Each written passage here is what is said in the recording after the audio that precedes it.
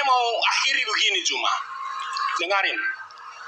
Sekarang orang Yahudi udah nggak ada lagi mesbah itu cuma. Ya, sampai sekarang orang Yahudi nggak ada lagi seperti cara-cara yang ditulis di dalam perjanjian lama itu. Kenapa? Karena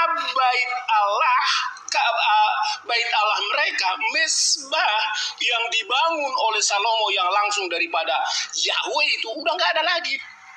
Sekarang keagamaan Yahudi itu udah nggak ada lagi cuma.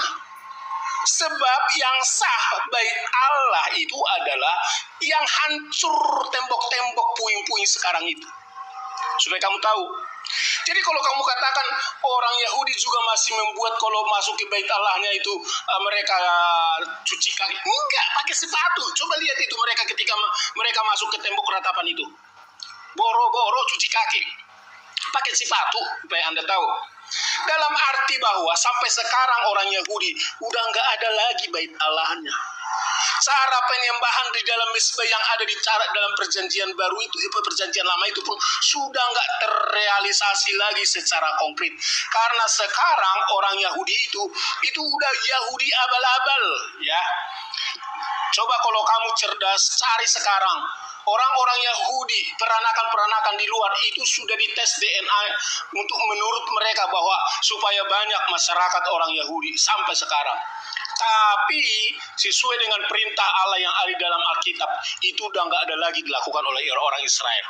Jadi kalau kalian bilang orang Yahudi atau orang Israel, Yahudi itu melakukan pelayanan ibadah seperti yang di perjanjian lama, nonsen, udah tidak ada lagi. Nah itulah makanya Yesus pernah menubuatkan di dalam Matius pasal 24 dikatakan, batu-batu ini, kata batu-batu ini menunjuk kepada bait Allah akan hancur. Aku akan bangun bait Allah ini dalam 3 hari. Di manakah bait Allah itu? Itulah yang ada di dalam tubuh Yesus. Sebab tubuh Yesuslah bait Allah yang sesungguhnya turun dari surga ke dunia ini. Dan di dalam dialah kami berada. Karena Yesus telah menebus kami dengan tubuhnya. Maka kami pun disebut bait Allah. Karena rohnya diberikan di dalam kehidupan kami. Sekarang kalian, bait Allah kalian di Arab itu bukan bait Allah cuma dalam konteks perjanjian lama. Itu udah ngaur, alias keder, alias, maaf kalau saya katakan lebih kasarnya, tersesat, alias palsu. Demikian cuma, silakan lanjut. Oke, ya baik. Terima kasih kalau saudara sudah menceritakan tentang bait suci yang ada bagi Yahudi itu sudah nggak ada. Memang betul, karena Allah akan mengambil dan menyerahkan kerajaannya kepada bangsa lain. Dan kerajaan itu harus kerajaan, bukan halusinasi. Anda juga harus belajar, Bung, bagaimana kemudian Abraham ketika dia berjalan menuju ke selatan dari kota Mesir, di situ dia mendirikan rumah mula-mula. Coba kamu tunjukkan ke kami, mana rumah mula-mula yang didirikan oleh Abraham? Ada? Ada? Ada? Kalau ada, tunjukkan itu di mana. Ya, itu PR. Ini sudah 6.700 tahun, tidak ada orang Kristen yang mampu menunjukkan itu. Terkait dengan Ka'bah, Allah Subhanahu wa Ta'ala menerangkan, Bismillahirrahmanirrahim, Qad nara taqalluba wajhika fis samaa walanuwalliyannaka qiblatan tardaha fawalli wajhaka syatral masjidil haram wa haitsu ma kuntum fawallu wujuhakum syatrah wa innal ladina utul kitaba la ya'lamuna annahu al-haqqu min rabbihim wa ma Allahu bighafilin amma ya'malun. Kami melihat wajahmu wahai Nabi Muhammad sering menengadah ke langit, maka akan kami palingkan engkau ke kiblat yang engkau senangi. Maka hadapkanlah wajahmu ke arah Masjidil Haram, dan di mana saja engkau berada, hadapkanlah wajahmu ke arah itu.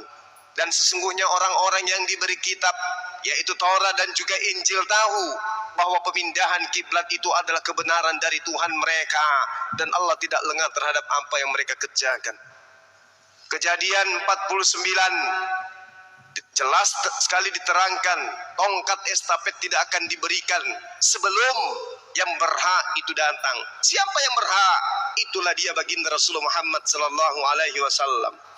Jadi kalau saudara mengatakan tidak ada lagi bait suci, memang betul. Yesus sendiri mengatakan, wahai perempuan, ada saatnya nanti kau tidak akan menyembah lagi di gunung ini dan juga tidak akan menyembah lagi Tuhan di Yerusalem. Sesungguhnya kerajaan Allah akan diberikan kepada mereka yang berhak untuk menggaungkan nyanyian baru bagi Allah.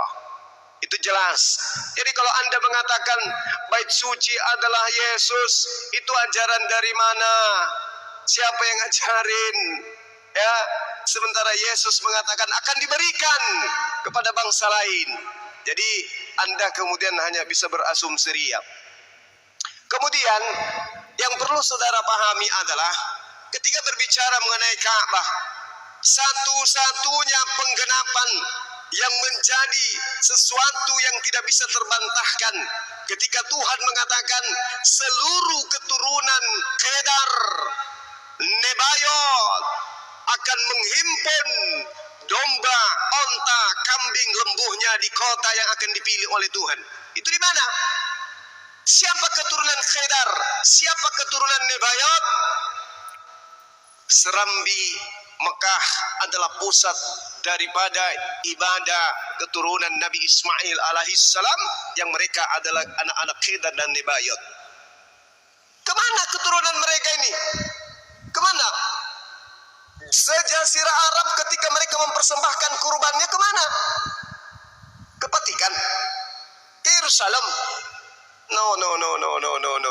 Setiap tahun keturunan Kedar dan Nebayot mempersembahkan kurban di Mekah Al-Mukarram. Anda mau bantah? Pakai kacamata berarti. Supaya Anda paham. Yesaya 60 jelas sekali bahwasanya Tuhan memberikan nubuatannya, penjelasannya bahwa keturunan Kedar dan juga Nebayot akan menghimpun kurban-kurbannya dan itu hanya ada di Mekah. Oke ya? Keturunan Kedar dan Nebayot tidak pernah mempersembahkan kurbannya di Vatikan, apalagi di Yerusalem, apalagi di Vatikan. Itu satu poin yang perlu saudara pahami. Ingat, Abraham mendirikan bait suci. Abraham mendirikan mesbah. Abraham punya kemah pertama. Tunjuk di mana itu? Mana sekarang tempat yang paling bersejarah yang terjadi terhadap Abraham? Kamu tunjukkan kepada kita. Oh, itu ada di Vatikan, Suma. Ada di Tanah Toraja. Atau ada di Manado, Suma. Tunjukkan. Jangan cuma bisa berasumsi. Silakan.